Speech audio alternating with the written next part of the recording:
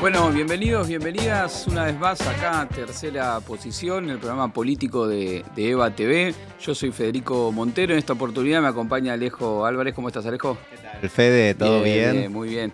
Y hoy vamos a tratar de meternos de lleno y cortita y al pie con uno de los temas de coyuntura política más relevantes, que tiene que ver, por un lado, la noticia es la caída del gobierno alemán, el quiebre del frente político que sostenía el gobierno de Olaf Scholz, y por otro lado la trascendencia que esto tiene en una Europa convulsionada, en crisis política, en crisis estratégica, todo esto en el marco de la gran transición que significa la cuenta de espera para la asunción de Donald Trump y lo que se espera que signifique en términos de cambio del escenario internacional. Es un verdadero game changer. Momento de definición, ¿no? Así es, momento de definiciones. Entonces, para meternos de lleno con eso, tenemos en conexión en directo desde Berlín a Ezequiel Vistoletti. ¿Qué tal, Ezequiel? Buenos días para nosotros, buenas tardes. Los demás, bueno, en el horario que lo escuchen. ¿Cómo estás, Ezequiel?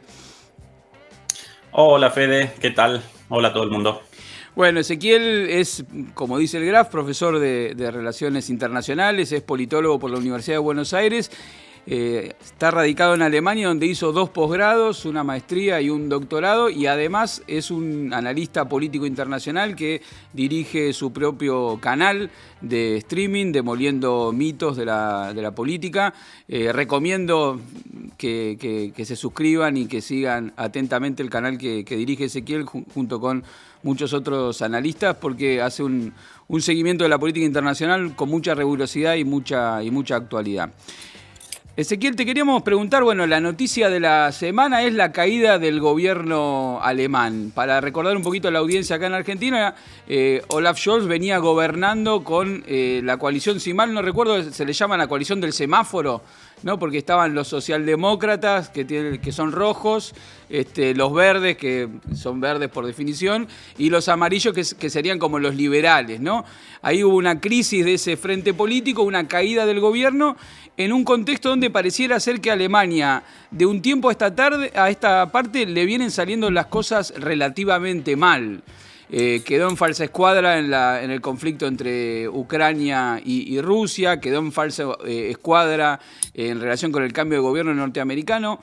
Contanos un poquito cómo está el escenario, cómo se vive la situación ahí en donde vos estás, Ezequiel. Bueno, comenzando por lo más específico, por Alemania, un país en crisis, un gobierno en crisis, y en ese contexto uno de los miembros de la coalición del semáforo, los liberales, determinan abandonar la coalición ya un mes atrás.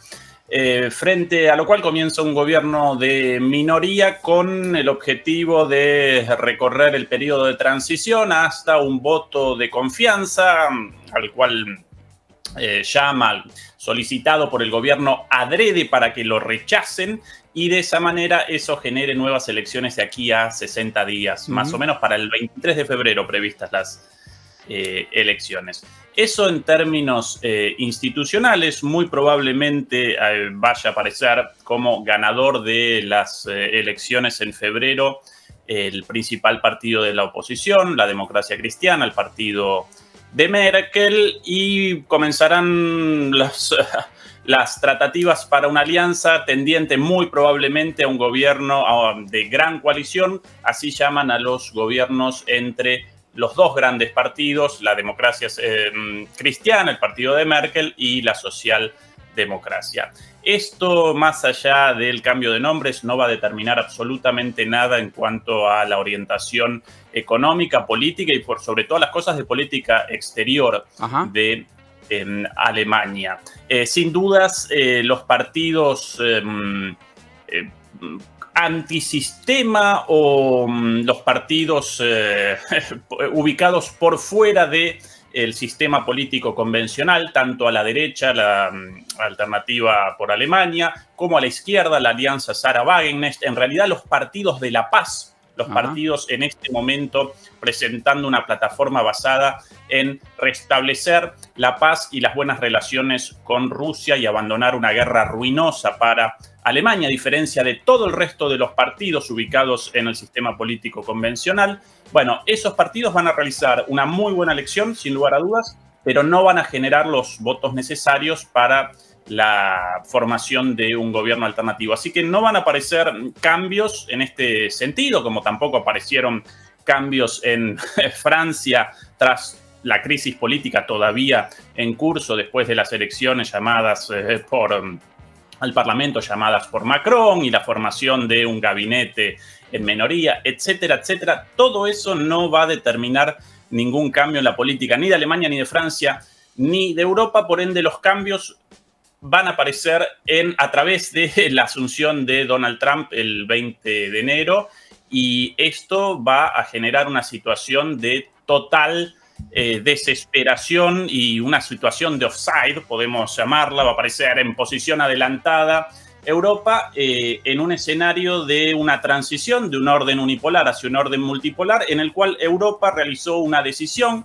comenzar un enfrentamiento contra ese orden multipolar en ciernes y acompañar ciegamente a los Estados Unidos. Y esto determinó una crisis terrible en Alemania, tanto en lo económico como en lo político, incluso en lo cultural, y hoy día aparecen las consecuencias, tanto en Alemania como en Europa, los procesos los mismos, la sociedad rota, la política rota, la economía rota y una pérdida total del rumbo. Esa es la situación, una decadencia verdaderamente irreversible en el marco de cambios a escala global muy importantes. Bien, y vos hacías medio como de paso una mención de un clivaje político que quizás no está tan instalado de esa manera en el modo de entender el escenario político. Lo hacías en relación a Alemania, pero lo extendías a los demás países de Europa, que hablabas los partidos de la paz versus el conjunto del otro sistema político, que podríamos decir los partidos favorables a tomar postura bélica en relación al conflicto. ¿Qué tanto se vive eso en la realidad política europea? ¿Se lo percibe de esa manera ya como un tema? Porque hasta hace un tiempo uno tenía la idea, la percepción de que había una especie de consenso generalizado respecto de la necesidad de acompañar la iniciativa bélica de la OTAN en relación a Rusia. ¿Esto, la crisis económica, la crisis de los partidos políticos, ha ayudado a cambiar esta percepción? Sí, pero todo esto aparece en un contexto de enajenación, de alienación generalizada de la ciudadanía. Como anécdota, el otro día, después de hasta hace poquito aparecía por ahí por Buenos Aires, una vez llegado aquí, bueno, por casualidad comencé una conversación con una persona aquí en Alemania, una persona formada, y bueno, esa persona interesada por Argentina comenzaba el diálogo, en Argentina las cosas aparecen muy mal, ¿verdad? Y yo respondía, sí, efectivamente, de alguna manera, como aquí en Alemania también, ¿no? Los ojos así abiertos. ¿Cómo en Alemania las cosas mal? Sí, bueno, aparecen al borde de la Tercera Guerra Mundial. Bueno, reaccionó completamente ofuscada, porque aparece en un estado de negación. No solamente los alemanes, sino los europeos en general, y con un desconocimiento total. Más allá de eso, los casi 3 años de guerra con consecuencias catastróficas para Europa y en particular para Alemania. Recordemos ya los casi 5 años de estancamiento económico, la ausencia de energía, la rotura de el gobierno, la posibilidad de un conflicto con una potencia nuclear como Rusia, etcétera, etcétera, etcétera, etcétera. Bueno, eso comenzó a generar, primero en la opinión pública, un rechazo a las políticas de continuidad de la guerra y después también incluso en los partidos, tanto de la paz como los partidos de la guerra, porque no solamente aparecen en crecimiento los partidos en contra de la continuidad del envío de armas y de la prolongación de la guerra, sino que incluso el principal clivaje político en las próximas elecciones va a aparecer en lo relativo al envío o no de misiles de largo alcance alemanes, los famosos misiles Taurus. Sí. El gobierno de Scholz rechazó su envío, afortunadamente, porque esto inmediatamente posicionaría a Alemania como blanco legítimo de los ataques rusos, considerando aún la introducción de los misiles Oryezhnik, el nombre ruso para avellano, el árbol de la avellana, así llamaron el último misil hipersónico ruso, una cosa fuera de lo común, con una velocidad de más de 12.000 kilómetros por hora, ininterceptable para los sistemas de defensa europeos y bueno, al alcance, naturalmente, con un alcance suficiente para realizar un ataque directo contra Alemania. Putin estableció una línea roja muy clara: si realizan ataques contra el territorio ruso con armamento occidental y naturalmente con inteligencia occidental, incluso con los operadores, los ingenieros a cargo de estos sistemas de misiles disparados desde Ucrania, pero también o bien estadounidenses, o bien británicos, o bien franceses, entonces todos los objetivos europeos aparecen como objetivos legítimos. Alemania, por ahora, debido a la decisión de Scholz de rechazar el envío de estos misiles, bueno, aparece excluida como blanco. Pero ese representa ahora el principal clivaje político en esta campaña electoral ya iniciada. De hecho, porque la democracia cristiana quiere despachar estos misiles, lo cual connotaría un acto de suicidio colectivo para Alemania. Claro, en el medio va a aparecer la llegada de Trump al gobierno y naturalmente hay un cambio de la situación en lo relativo al escenario ucraniano, ¿no? Eso te quería preguntar, dos cuestiones. Por un lado, la posición de la democracia cristiana, vos decís que tiene una posición de involucrarse aún más en el conflicto. Contrariamente, quizás uno tendería a pensar que, bueno, quizás poner paño frío. Recientemente salió la biografía de Angela Merkel. ¿Hay una especie de revival de la época de Merkel o se viene una nueva camada de la democracia cristiana que tiene una perspectiva diferente respecto de esa mirada más social, más vinculada con las protecciones sociales que uno que asociaba históricamente con esa fuerza política? No, en realidad Merkel, en cuanto a su política exterior, motorizó una política de buenas relaciones. Sí, por eso.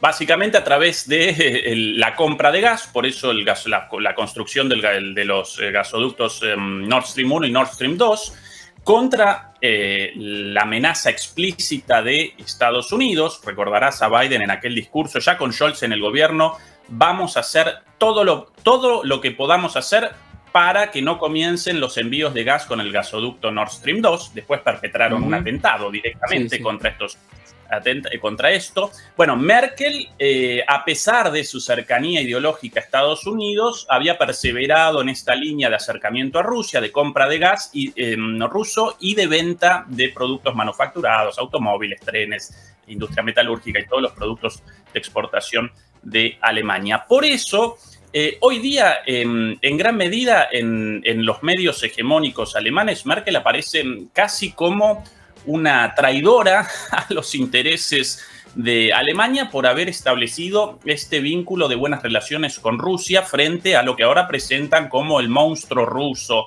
el imperialismo ruso, el malvado de Putin y un montón de estupideces del estilo. Bueno, el futuro canciller Merz, el líder de la democracia cristiana ahora, hace algunas semanas, envalentonado antes de la crisis del gobierno, en un discurso realizó una amenaza: deberíamos establecer un ultimátum a Putin, o abandona Ucrania en 24 horas o despachamos los misiles Taurus tan discutidos, ¿no? Estos misiles alemanes de largo alcance. Después, una vez comenzada la crisis y cuando de repente aparecieron perspectivas de su llegada al gobierno, rectificó esto: no, en realidad yo no quería un ultimátum.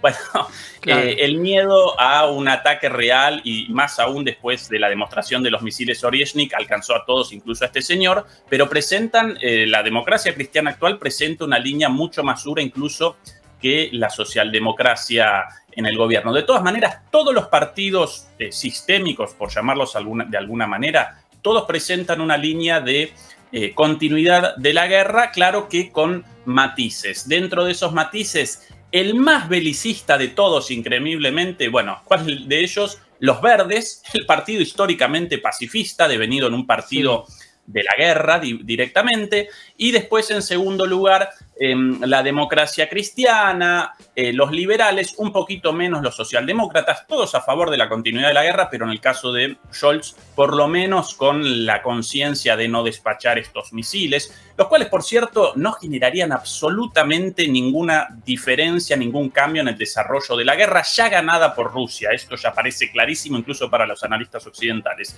Y fuera de ese sistema de partidos convencionales de toda la vida, bueno, aparecieron la Alternativa por Alemania, un partido de la nueva extrema derecha, y posteriormente por izquierda la Alianza Sarah Wagenknecht. Esos sí rechazan la continuidad de la guerra por las consecuencias terribles para Alemania, naturalmente.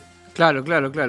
Y vos mencionabas la situación de transición que se está viviendo respecto de lo que va a ser la asunción de Donald Trump, que puso en su discurso de campaña, y lo viene sosteniendo a lo largo del tiempo, la cuestión de terminar el conflicto, terminar formalmente el conflicto con Rusia, buscando una salida pacífica. Incluso él ha llegado a afirmar: yo lo llamo por teléfono a Putin y en un ratito lo arreglamos. Lo convocó al propio Zelensky, medio como para explicarle que cuando él asuma la situación va a cambiar. Vos decías que frente a esta situación quedarían prácticamente en offside buena parte de la dirigencia política europea, tal como está planteando ahora la situación. Si uno lo piensa en términos de tiempos, Trump va a asumir el 20 de enero y las elecciones en Alemania van a ser un mes después. ¿Vos creés que ahí va a haber un espacio también para que, así como Merz ajustó su discurso sobre la guerra cuando vio que los misiles rusos no eran ninguna joda, habrá también un periodo de ajuste de la política de los líderes europeos en ese periodo de transición hasta la llegada que estamos viviendo, hasta la llegada de Trump? ¿O van a sostener unilateralmente el conflicto a pesar de que Estados Unidos intente reconfigurarlo? Bueno, esa es la pregunta del millón en este momento, pero considerando la catadura ética y moral de la dirigencia europea en este momento, muy probablemente no vayan a rectificar. De hecho, no podrían rectificar sin un recambio personal de toda la dirigencia europea, tanto de los países como de la Unión Europea. Sí, naturalmente deberán reacomodar cosas, porque aunque Trump quiera y haya presentado esto de vamos a acabar el discurso vamos a acabar el conflicto en 24 horas, obviamente no va a poder desactivar el conflicto en 24 horas, porque detrás de esto aparece un conflicto mucho más profundo en el cual Ucrania solo representa el escenario, ¿sí? Acá aparece el conflicto de la relación entre Rusia y ahora ya los BRICS, o sea, en definitiva, Rusia con China detrás y Estados Unidos con Europa como furgón de cola, y la línea de tensión en Eurasia. Es el conflicto de fondo en Ucrania, y eso no va a desaparecer de la noche a la mañana, no podría desaparecer de la noche a la mañana, porque connotaría la renegociación de las bases misilísticas de la OTAN en Polonia, en Rumania, el acuerdo firmado hace muy poco entre Finlandia y Estados Unidos, a partir del cual Estados Unidos puede establecer misiles también en Finlandia, en la frontera con Rusia, muy cerca de San Petersburgo. Bueno, muchísimas cuestiones de fondo no resolvibles en 24 horas, ni siquiera en una cuestión de semanas, pero sin dudas, más allá de esto, Trump determinó que Estados Unidos va a abandonar la centralidad en el apoyo de Ucrania para redireccionar su política exterior hacia Medio Oriente y hacia China. En mi opinión, lo sucedido en Siria representa una demostración de que esa política futura de Estados Unidos hostil hacia China va a parecer centrada en lo económico, mientras que en lo militar, en lo político, el foco va a aparecer en Irán. Y muy probablemente con una guerra directa contra Irán junto a Israel, naturalmente, ¿sí?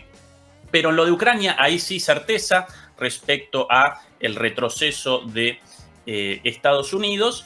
Y muy probablemente los líderes europeos determinen una línea de continuidad en una situación verdaderamente insostenible, porque no pudo toda la OTAN, no pudo Europa, no pudo Estados Unidos, no pudieron, bueno, además lo acompañan también Australia, Japón, Nueva Zelanda, todos ellos no pudieron en una guerra de desgaste contra Rusia. Rusia parece encaminada hacia una victoria inexpugnable, realiza avances todos los días, va a conquistar muy probablemente todos los territorios ucranianos hasta el río Dnieper e incluso la ciudad de Odessa de manera militar o de manera diplomática.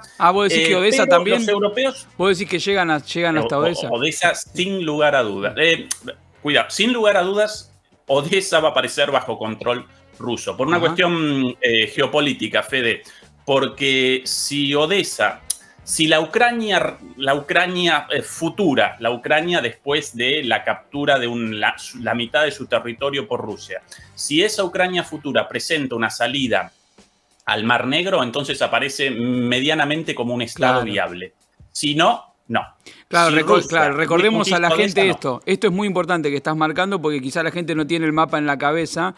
Estamos hablando de el límite que tiene Ucrania hacia el sur sobre el Mar Negro, donde Odessa es uno de los principales puertos, si no el principal puerto de salida de toda la mercancía ucraniana, fundamentalmente la producción de alimentos que se exportan desde ahí, los granos ucranianos. Recordemos, Ucrania cuenta con las famosas tierras negras que tienen una renta extraordinaria, en un sentido similar a lo que ocurre en la Argentina, sobre el que se basa gran parte de la sostenibilidad económica ucraniana y que aparte fue estratégica siempre para Rusia en la Segunda Guerra Mundial, etc. Si se bloqueara ese puerto, significaría que Ucrania queda como un espacio, como un estado sin salida al mar, digamos, bloqueado internamente y sujeto entonces al juego geopolítico. Eso sería una derrota estratégica al proyecto, sería un nuevo estado, no sería la Ucrania tal como se la conoce hasta ahora.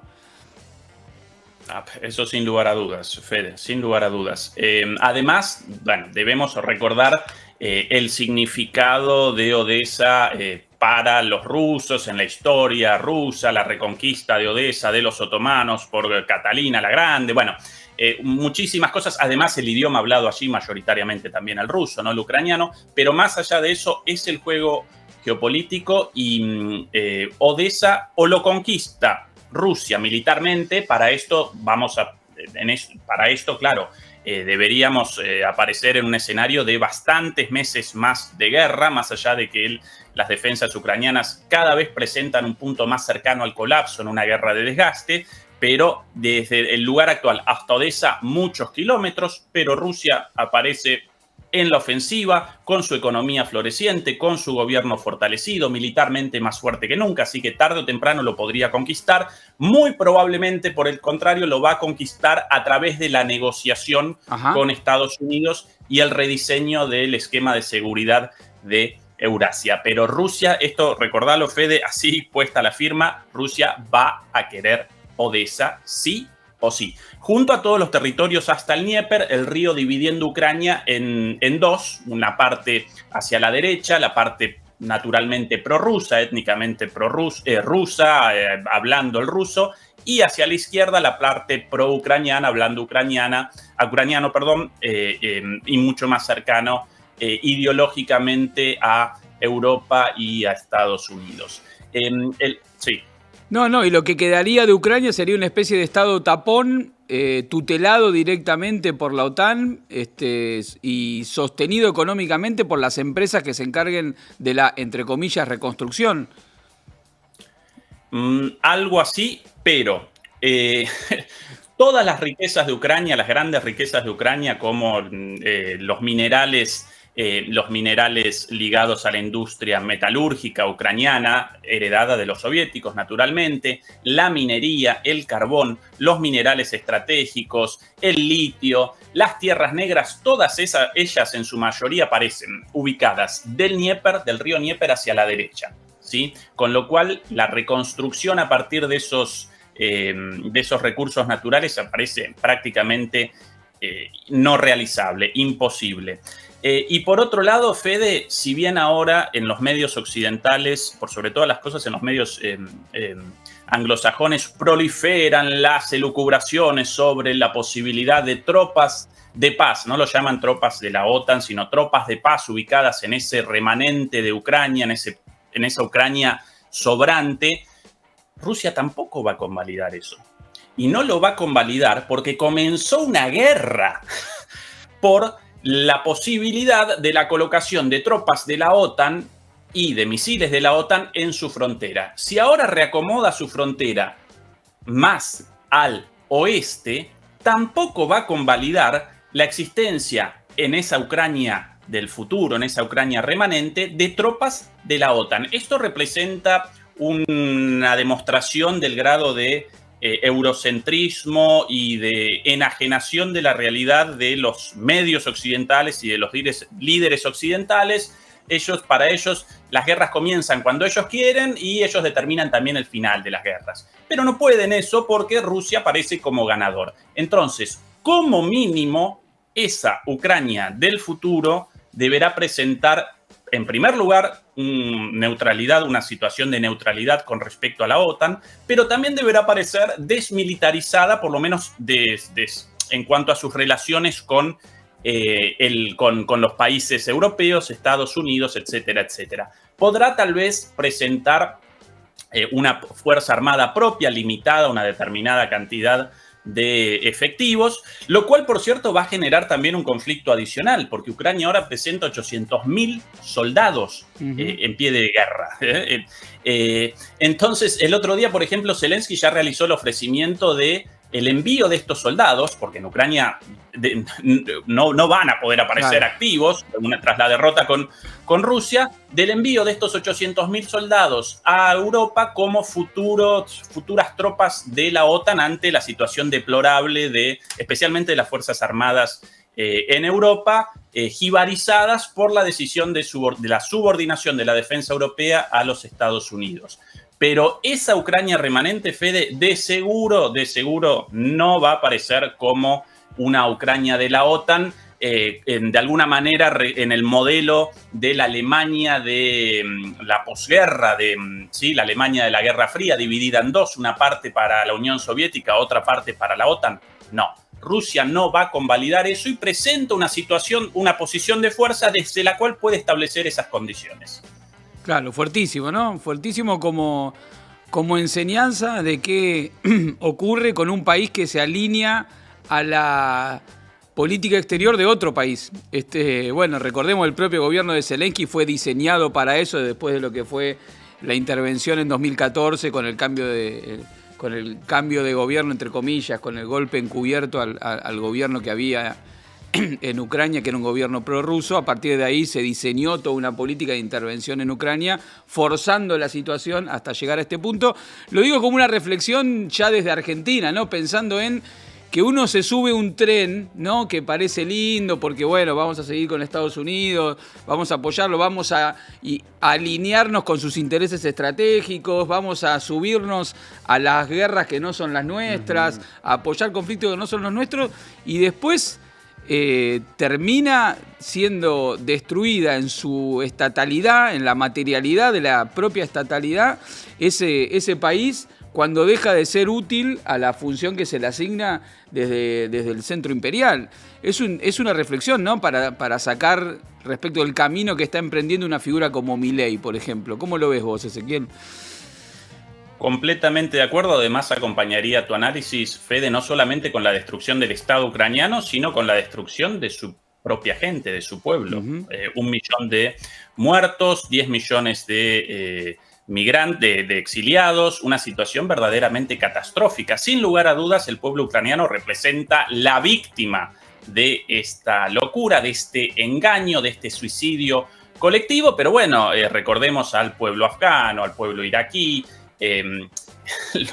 Los halcones neoconservadores estadounidenses carecen de compasión siquiera por su propio pueblo, con lo cual si esto determina la muerte de otras sociedades, para ellos aparece como algo intrascendente. De hecho, ahora están realizando un llamado abierto, tanto las autoridades de Estados Unidos como incluso las europeas, al descenso de la edad de la movilización en Ucrania, Fede, de 25 a 18. Quieren despachar a los chiquilines de 18 años a la picadora de carne como carne de cañón para que los machuquen a bombazos los rusos solamente en nombre de la geopolítica imperialista de Estados Unidos. Es el grado de decadencia ético-moral de Occidente irreversible en un marco en el cual aparece un mundo nuevo y por ende quienes en Argentina, y ahí recojo la pregunta sobre Argentina, quienes recuerdan la política exterior de Menem, ahora con Milei, todo el mundo, por sobre todas las cosas, todos los mileístas realizan una reivindicación del menemismo, de su política exterior. Yo la rechacé toda mi vida por la entrega absoluta de todo, incluso de la soberanía a los Estados Unidos en su momento, pero en ese entonces, Fede, en los años 90, el mundo parecía en una situación distinta. Entonces, incluso desde la perspectiva neoliberal, generaba más sentido en los años 90 una subordinación a Estados Unidos ante la caída de la Unión Soviética, la inexistencia de China, el auge del modelo unipolar estadounidense. En ese contexto generaba más sentido que ahora, cuando Estados Unidos aparece en decadencia, Europa ya convertida en una republiqueta bananera al servicio del imperialismo decadente estadounidense, y como mundo nuevo cada vez más fuerte, no solo en lo militar, sino por sobre todas las cosas en lo económico. Aparecen China, la India, Rusia, Brasil, Sudáfrica, los BRICS, y esa es la posibilidad para Argentina de una nueva inserción en un mundo nuevo y de finalmente realizar de alguna manera la ruptura de los ciclos repetitivos y reiterativos en nuestra historia desde la Segunda Guerra en adelante de empate hegemónico entre un modelo neoliberal y un modelo popular al cual nosotros representamos, pero el cual en algún momento colisiona con los límites de su inserción internacional, por sobre todas las cosas a través de la ausencia de divisas, ¿no? Esa es la forma visible de esta inserción de Argentina en el mundo. Bueno, en este contexto actual, una subordinación a Estados Unidos representa un sinsentido desde todo punto de vista, porque Estados Unidos aparece como la potencia en decadencia. De alguna manera recuerda un poquito al pacto Roca-Runciman, claro, la política de Milei. Y no solo eso, Fede, sino que además en Estados Unidos, debido a esta crisis, comenzó con la reelección de Trump, o comenzará el 20 de enero, una política abiertamente contraria al neoliberalismo globalista. Van a establecer aranceles no solamente contra China, sino contra todos los países del mundo, incluida la Argentina, y en un escenario de proteccionismos, la apertura indiscriminada solo va a determinar una crisis aún mayor en la Argentina. Así que algunos lo llaman neomenemismo a esto. Esto para mí, el modelo de Milei, para mí parece como un menemismo zombie, ¿no? Recién salido de la tumba, con un ojo colgante, colgajos de carne, medio podrido, como los zombies de Thriller, del videoclip de Michael Jackson, porque las políticas del menemismo en la situación actual, de auge del proteccionismo, de auge del soberanismo y de auge de un mundo nuevo multipolar, carecen por completo de sentido y solo aparecen en contra del interés nacional de los argentinos, sin lugar a dudas. Bueno, suscribimos 100%, Ezequiel, por algo este programa se llama Tercera Posición, recoge la línea histórica del peronismo en relación a la necesidad de que la Argentina tenga una política exterior soberana que identifique el interés nacional por encima de los intereses de las distintas potencias en el mundo, y creo que así como a mediados del siglo XX, en una situación de crisis, la cuestión de la industria, el agregado de conocimiento y la capacidad de hacerla valer en ese escenario complejo era la clave para la soberanía, me parece que estamos en un escenario similar, donde este proteccionismo en realidad lo que busca es, en el salto tecnológico, en el salto económico, en el salto cualitativo que estamos viendo en los procesos productivos, quien logre proteger eso y utilizarlo como trampolín para el mundo que viene, va a sacar una ventaja considerable. Y para eso son esas políticas, digamos, que vos llamabas proteccionistas. La Argentina estaba a la puerta de eso, faltaban muchas cosas, veníamos de un gobierno que quizás no estuvo a la altura de las expectativas de lo que se había planteado, pero estratégicamente la inserción en los BRICS, el planteo de nacionalizar YPF y luego utilizar esos recursos naturales para la industrialización y como manera secundaria para resolver el problema de la balanza comercial y no como ahora para exportarlo, para garantizar la valorización financiera, eran todos elementos que estábamos en la puerta de eso. Bueno, en las elecciones tomamos un camino equivocado, pero políticamente creo que la tarea sigue siendo volver a insistir en que tenemos que generar la conciencia para que ese ideario, volverlo a hacerlo, no solamente clarificarlo entre quienes tenemos un grado de inserción política o académica o demás, sino popularizarlo a través de distintos instrumentos, porque en eso es cada vez más determinante que nunca en este mundo, ¿no? Tener claridad del mundo en el que estamos y cuáles son las dicotomías que se juegan, donde la política exterior vuelve a ser parte del elemento central de lo que se discute en estos días. Así que bueno, Ezequiel, te queríamos agradecer por esta comunicación, por participar de esta transmisión de EVA TV en vivo desde Alemania. ¿Estás en Berlín? Sí, efectivamente. Bueno, en vivo desde Berlín, entonces, recordar que Ezequiel es profesor de Relaciones Internacionales, dirige el canal Demoliendo Mitos de la Política, un canal de YouTube que tiene un enorme impacto con distintos programas de análisis de la geopolítica de distintas perspectivas. Cuenta también con un equipo de analistas muy prestigioso también. La verdad que Ezequiel es un ejemplo también de cómo ha hecho de la producción académica y de la investigación un elemento central para la divulgación, así que te felicitamos también, Ezequiel, por ese proyecto y bueno, a ver cuándo nos volvemos a ver. Un abrazo, Fede, y a toda la audiencia. Bueno, era Ezequiel Vistoletti, le damos un aplauso en vivo desde Alemania, desde Berlín, comentando un poco la situación compleja, ¿no? El contexto europeo con la guerra, con un elemento presente, omnipresente. Claro, nosotros acá estamos lejos, ¿no? Estamos un poco... Sobre todo, o sea, a mí me sorprendió verdaderamente, me dejó anonadado. O sea, yo creo que sí, hay que ponerle una cara a la frase dato mata relato, aparece la cara de Ezequiel. Sí. Porque la cantidad de números, de data que trajo todo bastante claro y también como muy integral, si se quiere, ¿no? No solamente desde lo que es Alemania, sino a nivel continental, Europa, con todo lo que es el conflicto entre Rusia y Ucrania, la asunción de Donald Trump ahora próxima, la verdad es que vuelva. Que vuelva, por favor. Bueno, vamos a gestionar un acuerdo entre EVA TV y Demoliendo Mitos, sí. para tenerlo más seguido acá en la programación de EVA TV. Pero bueno, nosotros tenemos que seguir con este programa y teníamos preparada la columna de Alejo. La columna sección de Alejo. Que hay que ponerle nombre. Podemos pedirle a la audiencia hacer una encuesta, ¿no? ¿Cómo le ponemos a la columna de Alejo? Hacemos una encuesta que le pongan nombre, porque somos muy democráticos. Y... Más o menos, depende de lo que propongan, pero si proponen algo más o menos... Sí, más vale. Invitamos a que dejen en los comentarios abajo a ver qué nombre les gustaría para esta columna.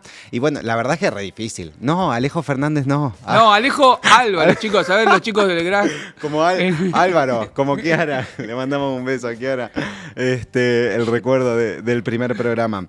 Qué difícil igual, ¿viste? Después de Ezequiel. ¿Pero de qué querés hablar vos? Mirá, nosotros aprovechando un poco, viste, la cercanía geográfica que había con Alemania, con Europa en general, queríamos traer un poco esta alianza, esta asociación que se está hablando mucho entre Argentina e Italia. ¿Es Argentina e Italia o es Milei Meloni? Es Milei Meloni. ¿Qué sería? ¿Memi?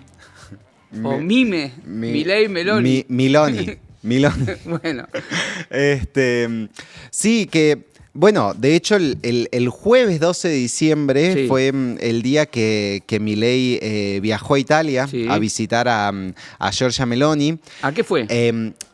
fue a un encuentro, a una relación bilateral. Es la sexta vez que se encontraron, varias veces. Vienen ya de sostener varios encuentros. En junio estuvo la invitación al G7 que le hizo Meloni a Milei. En noviembre se encontraron obviamente en el G20 acá en Brasil. Inmediatamente después de eso vino a visitarlo acá a Argentina. Y bueno, de alguna manera es como la devolución de cortesía, este viaje que realizó Milei. Pero no se firmó ningún acuerdo, no hay ninguna agenda oficial. O sea, mirá, hay varias cosas de las que se hablan, pero de las que solo se hablan. O sea, solo está ahí en el aire de alguna manera, ¿no? Cuando empezamos a ver las distintas aristas que rodean a este vínculo entre, bueno, Argentina e Italia, más Milei Meloni, se habla de una alianza estratégica para crear un centro productivo agroalimentario entre Italia y Argentina. Dicen que se puede llegar a alimentar 800 millones de personas con el aporte más del agro desde Argentina y un aporte del know-how por parte de Italia. Bien. Se habla de una alianza, ya entrando en estas, ¿no? Estos nombres que le ponen, una alianza de naciones libres unidas en contra de la tiranía y la miseria, ¿no? Que defienda la libertad de Occidente, ¿no? Que es una alianza también que mencionaron Meloni y Milei como para llevar adelante, para defender la agenda de la libertad de Occidente. Y después como que fueron bajando más en concreto a un plan de acción Italia-Argentina 2025-2030 que involucra la lucha contra el crimen organizado, el narcotráfico, la corrupción, después también lo que es más a nivel de colaboración política, encuentros bilaterales entre los funcionarios de los países y el fortalecimiento del vínculo comercial y de inversiones. Bien, yo lo escuché a Milei en su discurso. Hizo un discurso para la juventud del partido de Meloni. Un discurso donde bajó la línea clásica contra el concepto de justicia social, contra la Agenda 2030, muy en favor de rescatar los valores occidentales, asociando esos valores con los valores del libre mercado, del capitalismo de libre empresa, como lo llama Javier Milei. Es decir, un discurso, si se quiere, bien de núcleo duro, ideológico, ejemplificándolo él con las políticas que lleva adelante en la Argentina.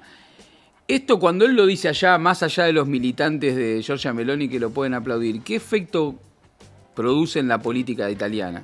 Mirá, es un discurso reciclado, ¿viste? O sea, como decís vos, es núcleo duro, no hay nada nuevo, nada distinto de lo que viene diciendo, ¿sí? Sí, lo que se genera, de hecho, después de esta visita a Meloni, la citan en el Senado para preguntarle sobre estos hechos. También incluso como que en el Senado llegó a hablarse del término motosierra, ¿sí? O sea, miren lo lejos que ha llegado. Antes Argentina era famosa por los libros, por sus grandes escritores, por los premios Energía Nobel. Nuclear. Y ahora somos famosos por haber introducido la palabra motosierra en la política. Exactamente. Y de hecho, se la citó a Meloni para que dé explicaciones de alguna manera del vínculo de Milei, sobre todo indagando en la posibilidad de que Meloni aplique las mismas políticas en Italia. ¿Sí? A ver, para. O sea, la convocan los senadores italianos para decirle, che, Giorgia, ¿todo bien con vos? ¿Qué onda? ¿Qué onda lo de Milei? ¿Vos pensás seguir algo de esta línea que plantea Milei? Exactamente. ¿Y Giorgia qué dijo? Y ahí Meloni dice como, yo puedo ser amiga de Milei, así dijo, pero a mí no me van a crecer las patillas. Apá. Así lo dijo en el Senado, y básicamente aludiendo a que después aclaró, digamos, fue profundizando, y que diciendo que las políticas que representa Milei no se pueden aplicar en Italia. De hecho, hay muchas críticas, si se quiere, desde algunos centros libertarios, de que las políticas que aplica Meloni en Italia las catalogan de populistas. Claro. ¿No? Entonces, digamos que, o sea, Milei y Meloni son muy amigos, pero Meloni es bastante casta, ¿no? En términos de Milei. O sea, asumió con una agenda como bastante extrema y una vez que llegó al poder se moderó. O sea, como que el statu quo no lo modificó tanto. Obviamente, bueno, hay determinadas agendas que sostiene, digamos, desde esta posición de derecha, pero no llega al punto de el recorte, el super recorte, digamos, sobre las cuentas públicas, la baja de impuestos, ¿no? De hecho, impuso un impuesto para los más ricos en Italia. También tenía una agenda muy anti-europea y también la moderó, ¿sí? Entonces, digamos que es raro, pero bueno, hay una afinidad ideológica, ¿no? E incluso en estos 6 encuentros que llevan, se ha llegado, o sea, uno interpreta que se ha llegado a desarrollar una amistad, ¿no? Por lo menos es lo que se intenta transmitir en los medios, ¿no? Porque también hay mucho de puesta en escena, ¿o no? Hay un poco de marketing en esto de que Milei hace de su presencia en estos foros internacionales un activo político de su figura, ¿no? Con esto de que soy la estrella surgiente del liberalismo, a él le sirve más como un posicionamiento de la marca Milei. Total, que a como nivel una influencia personal. real de lo que van a tomar de sus políticas o de los acuerdos institucionales para el país. Totalmente, sí. De hecho, bueno, o sea, a ver, Meloni justo en el Senado dijo como, soy amiga de Milei. O sea, lo declaró. Después, bueno, hay que ver, ¿no? Cuán profunda es esa amistad después de verte 6 veces, ¿no? Pero para mí, bueno, de eso está preocupada Yuyito en todo caso. Seguro. Pero no, en línea con lo que comentás, yo creo que hay, y que es una de las cuestiones que hay que tener en cuenta a la hora de analizar esta alianza Argentina-Italia, y es que yo me puse a la hora de investigar, digamos, un poco más para la columna, a tratar de pensar como, bueno, ¿cuáles son los beneficios concretos para el Estado argentino de esta alianza? ¿No? ¿Cuál es la oportunidad? Y la realidad es que es como vos decís, o sea, yo por lo menos no encuentro algo más allá de un respaldo político a Milei, digamos, a nivel personal, ¿no? O sea, de acumulación de poder político hacia adentro y también hacia afuera, digamos, más para sacar chapa, ¿viste? Uh-huh. Pero no se advierte ningún beneficio, o sea, hasta ahora, concreto de esta supuesta alianza. Porque también otra cosa, y que bueno, vieron que arrancamos comentando de esta alianza y de lo que se habla, ¿no? ¿Y por qué lo que se habla? Porque no hay ningún documento firmado. O sea, no hay ningún memorando, no hay ninguna... seguramente, bueno, quienes nos están viendo deben recordar muy bien lo que fueron las alianzas estratégicas con China, con Rusia, ¿no? Como presentada como una alianza estratégica integral en el cual se firmaron documentos con muchísimas páginas, pero estaba todo bien claro, bien redactado, ¿viste? Acordado y firmado, o sea, comprometido. Acá es como hasta ahora, por lo menos, es una alianza informal. Ajá. O sea, hay que ver si en algún momento, si de acá adelante, si se profundiza, si adquiere el formato de un documento, de un memorando, como para darle mayor formalidad y eventualmente también poder ir definiendo más las líneas de esa alianza, ¿no? Que hasta ahora viene siendo todo aire. Bueno, veremos cómo sigue la novela de Milei y Meloni. Si es que sigue, y nos comprometemos a mantener informado al público de EVA TV respecto de la continuidad de esta novela. Total, ahí vamos a estar. Bueno, y nosotros nos vamos a ir despidiendo porque se nos terminó el programa. Creo que estuvo bien. Me gustó la columna, hay que seguirla. Vamos. Le pedimos a la gente que ponga que ponga el nombre, El nombre, la sugerencia, por favor, que nos la ayuden. columna de Alejo Álvarez en tercera posición. Y nosotros, como siempre, le agradecemos a todos y todas aquellos que están detrás de la pantalla, que hacen posible que salgamos al aire en tercera posición, a Sabino, a Manuel, a Bruno, a María Emilia Raciati. Le mandamos un beso grande a Kiara. Un abrazo a Kiara. Y nos vamos a seguir viendo por la pantalla de Eva TV, ya sea cuando salimos al aire, los lunes a las 20 o en cualquier momento de la semana. Pueden volver a ver los programas anteriores, si quieren, Sí. si vieron. Deben volver a ver los programas repetirlos. anteriores. Bueno, nos vemos.